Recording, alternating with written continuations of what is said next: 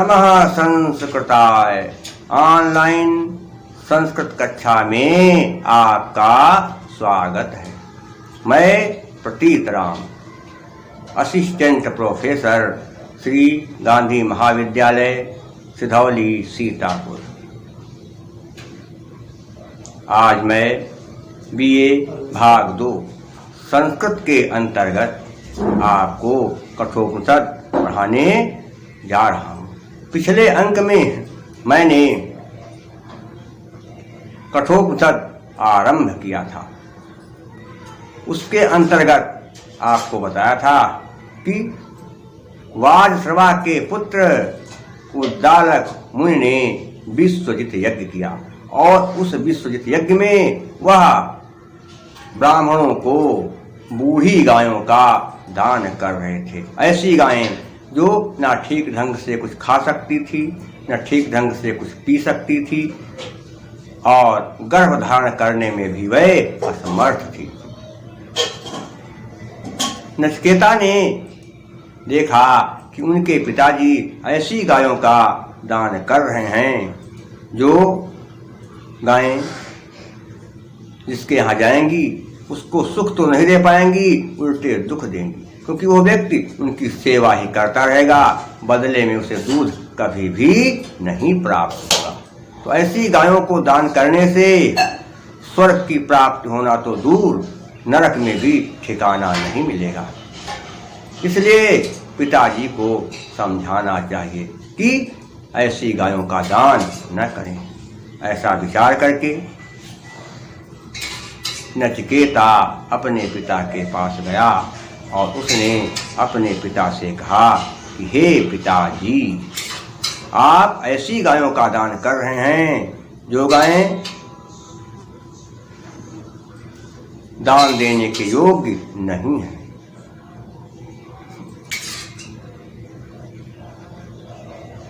यदि आपको दान ही करना है तो ऐसी चीज का दान करिए जिससे पाने वाले का कल्याण हो, वो प्रसन्न हो जाए।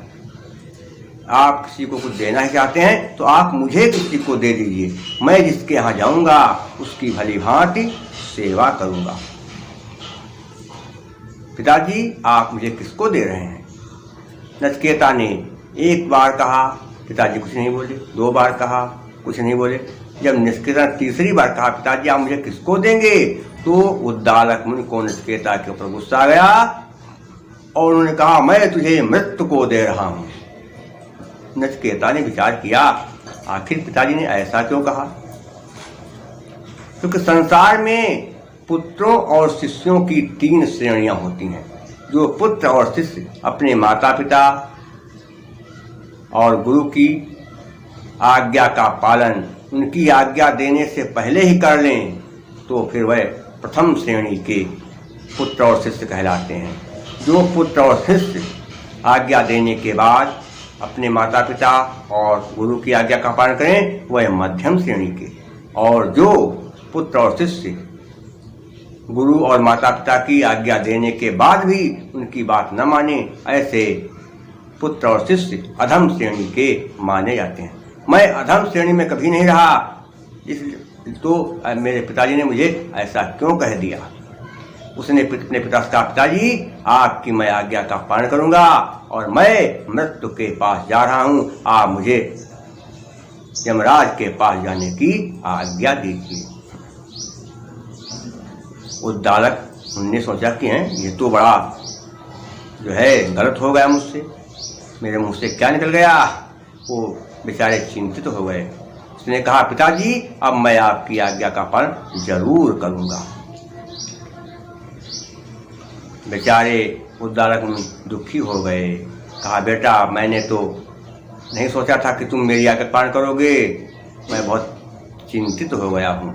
नचिकेता ने अपने पिता उद्दालक मुनि को समझाते हुए कहा कि हे पिताजी, अनुपश्य यथा पूर्वे प्रतिपश्य तथा परे सस्यमिमृत्यः पच्यते सस्यमिवा जायते पुनः अनुपश्य माने होता है विचार कीजिए।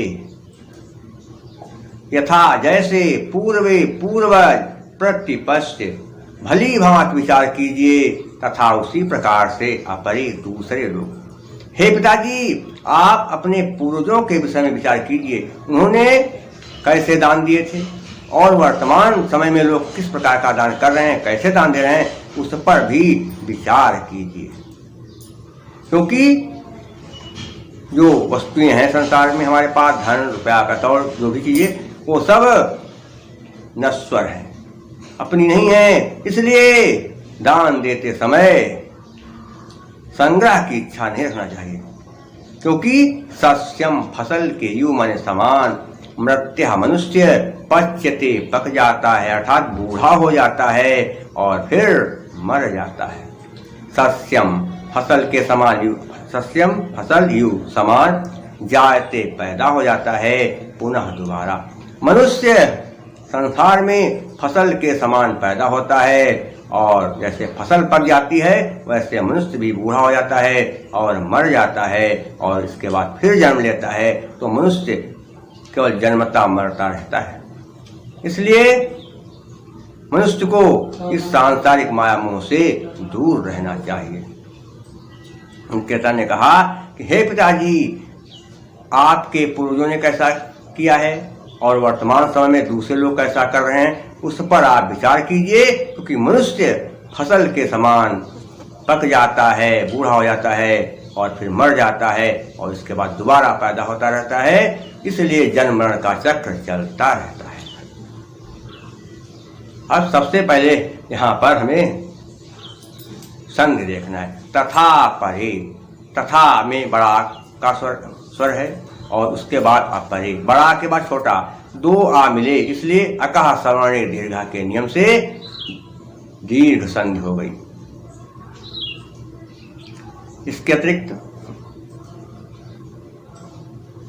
इसमें जो है यदि समास देखा जाए तो कहा होगा मृत्यापच्यते, मनुष्य पक जाता है। तो इसमें क्या लगाएंगे, बहुव्रीहि समास कि मृत्यापच्यते येन तत्, मनुष्य पक जाता है जिसके द्वारा वह, मृत्यापच्यते येन तत्। इसके अलावा प्रतिपस्य में लेप प्रत्यय है, मृत्या में यत प्रत्यय है और उपमा अलंकार है।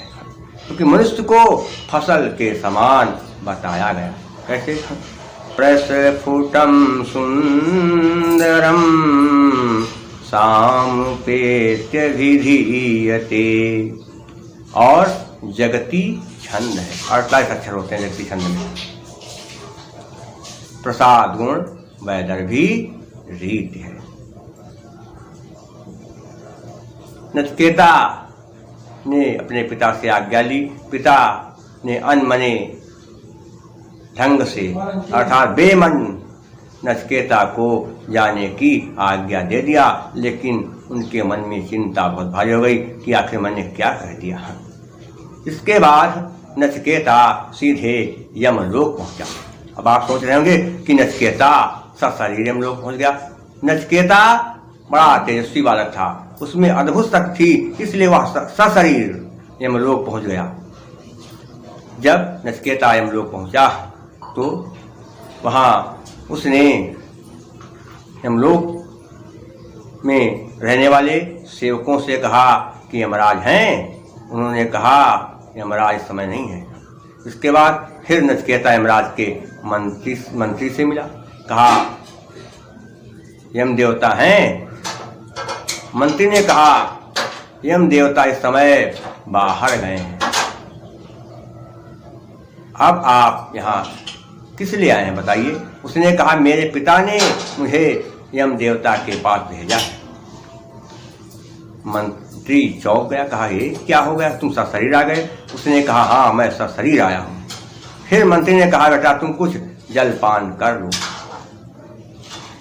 नचिकेता ने कहा जब तक यमराज यहाँ नहीं आएंगे मैं उनसे मिलूंगा नहीं, तब तक मैं यहाँ का अन्न जल ग्रहण नहीं करूंगा। मंत्री ने बहुत कहा, लेकिन नचिकेता ने वहाँ कुछ भी ग्रहण नहीं किया। और फिर 3 दिन वहां बीत गए और नचिकेता 3 दिन भूखा प्यासा रहा, कुछ भी उसने अन्न जल ग्रहण नहीं किया। इसके बाद जब यमराज लौट कर आए तो यमराज की पत्नी ने यमराज से कहा कि मैंने इस बालक से बहुत कहा कि बेटा खा लो, लेकिन उसने कुछ भी ग्रहण नहीं किया है, इसलिए हमसे बड़ा भारी पाप हो रहा है, इस बालक को प्रसन्न करिए।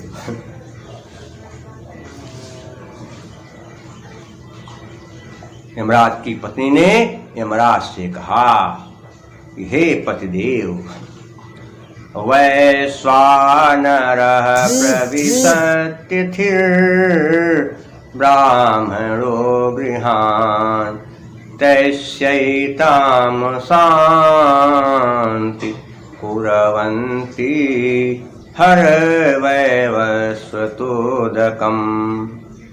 वैश्वानरः,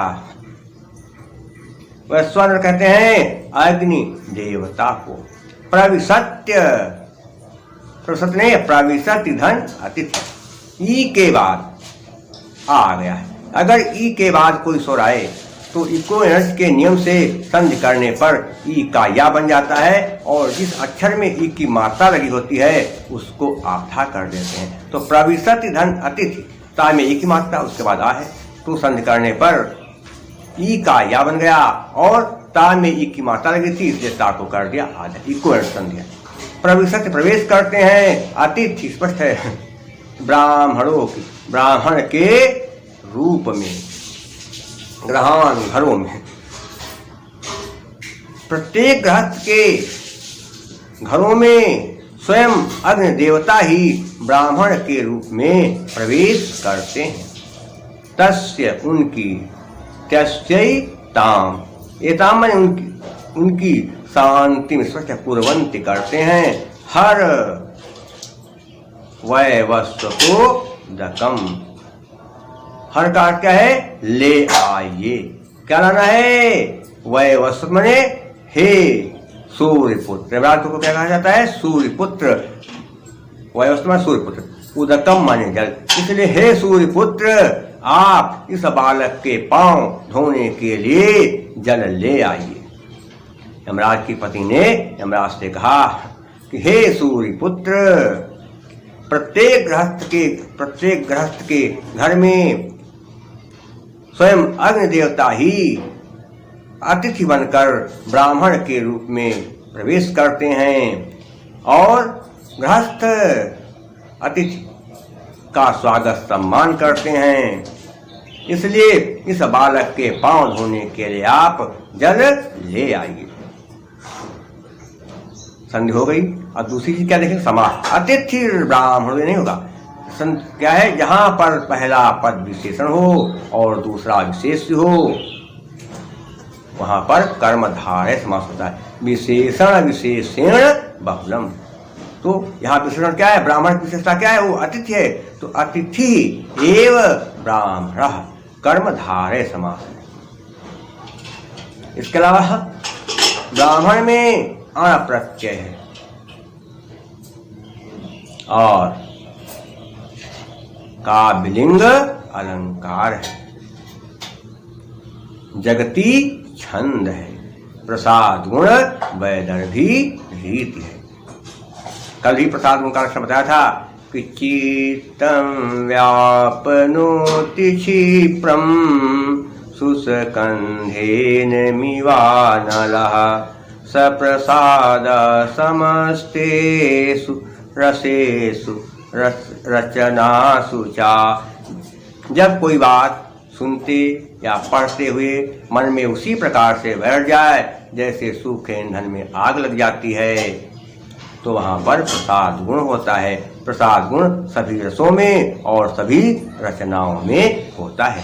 और वैदर्भी कैसे, माधुर्य व्यंजक वर्णे रचना ललितात्मका अवृत्तिरल्पवृत्तिरवा वैदर्भीरीतिरीष्यते।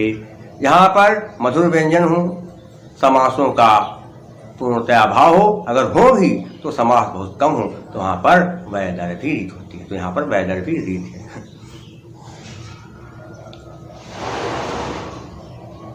यमराज की पत्नी ने आगे यमराज से कहा, सुनिए पतिदेव, आशा प्रतीक्षे संगतम सुनतां चा इष्टापूर्ते पुत्र पशुंश्च सर्वान् एतद् वृङ्क्ते पुरुषस्याल्पमेधसो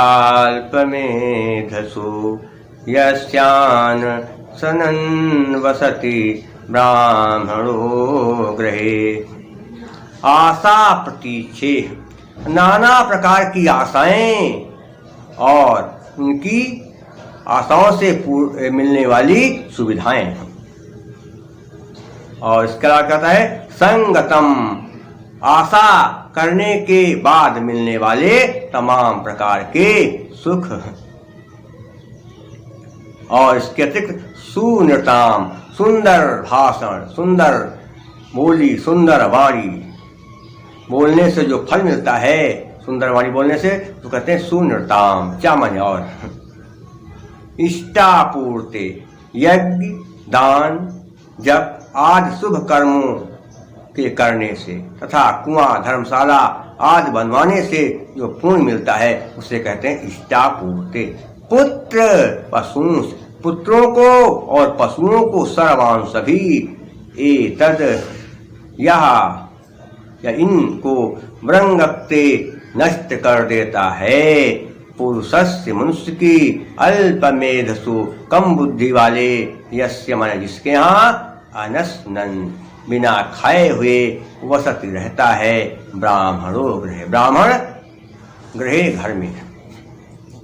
हे पतिदेव, जिसके घर पर अतिथि ब्राह्मण भूखा बैठा रहता है, उस व्यक्ति के द्वारा जो भी शुभ कर्म किए जाते हैं, कुआं तालाब बनवाए जाते हैं, बगीचे लगवाए जाते हैं, धर्मशालाएं बनवाई जाती हैं, और फिर ऐसे कर्म करने से वो सोचता है कि हमको सुख मिलेगा, तो उन सारे सुखों को यदि ब्राह्मण अतिथि घर में भूखा है तो ब्राह्मण अतिथि उन सब को नष्ट कर देता है, उसके सारे सुख समाप्त हो जाते हैं।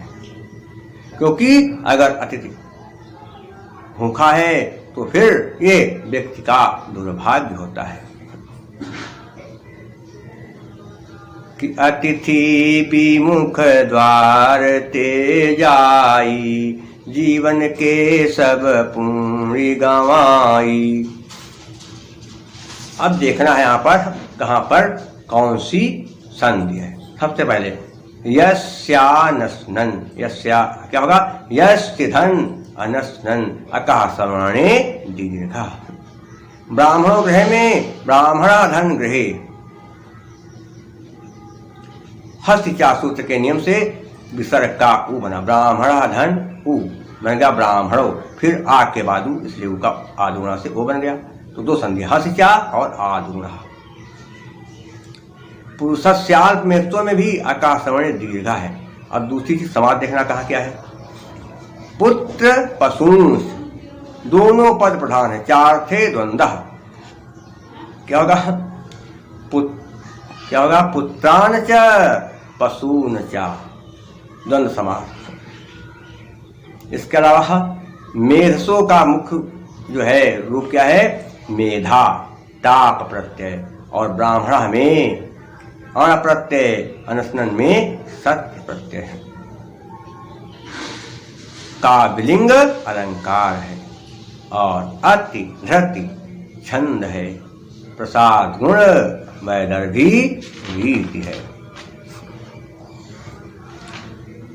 पत्नी की बात यमराज की समझ में आ गई, और उन्होंने नचिकेता के सामने हाथ जोड़कर नचिकेता से कहा, बेटा नचिकेता, तीसरो रात्र यद वात शीर गृहे में अनसनन ब्राह्मण अतिथिर्नमस्यः।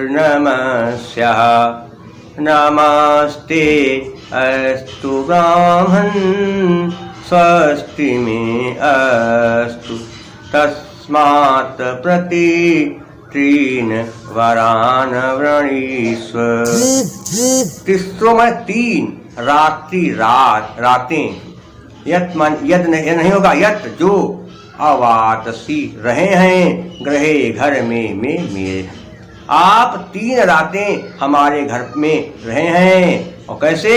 अनशनन, बिना खाए पिए हुए।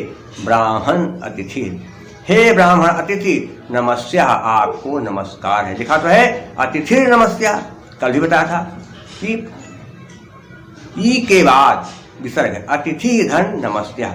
अगर आकार को छोड़कर किसी स्वर के आगे विसर्ग हो, उसके बाद कोई स्वर हो या किसी वर्ग का तीसरा चौथा पांचवा अक्षर हो, तो संधि करने पर विसर्ग का रा बन जाता है। अतिथि धन नमस्या बन गया अतिथिर नमस्या। सोरु संधि का नियम है।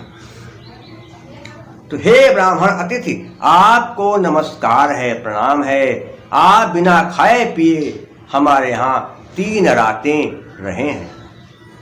नमस्ते अस्तु ब्राह्मण, आपको नमस्कार है, आपको नमस्कार हो। स्वस्ति, कल्याण में, मेरा अस्तु हो, मेरा कल्याण हो, आपको प्रणाम है। तस्मात्, आप 3 रातें हमारे यहाँ रहे हैं, इसलिए प्रत्येक रात के बदले में आप हमसे 3 वरदान मांग लीजिए। अब यहाँ देखना क्या, मैं अस्तु, ए अथवा ओ के बाद अगर आ है तो संधि करने पर इंग पदांतादत के नियम से आ का अवग्रह चिन्ह बन जाता है। यहाँ देखिए बन गया आ का अवग्रह चिन्ह। खंडा का अंग्रेजी का यस जैसा होता है अवग्रह चिन्ह। क्या देखिएगा ला क्या है, समा। तीसरो रात्रि, रात्रि कितनी? 3, तो क्या होगा, त्रयाणाम रात्रिणाम समाहारः, संख्या पूर्वो द्विगु समास है। इसके अतिरिक्त प्रत्यय कहाँ है? अनशनन में सत्र प्रत्यय है। और अलंकार कौन सा है? काव्यलिंग। क्यों 3 वरदान दे रहे हैं? 3 रातें नचिकेता यमराज क्या भूखे रहे हैं। हेतुर्वाक्य पदार्थत्वे काव्यलिंगम निगद्यते। और अतिधृति छंद है, प्रसाद गुण वैदर्भी रीति है, भारती भृत्य है। शेष अगले अंक में। नमः संस्कृताय।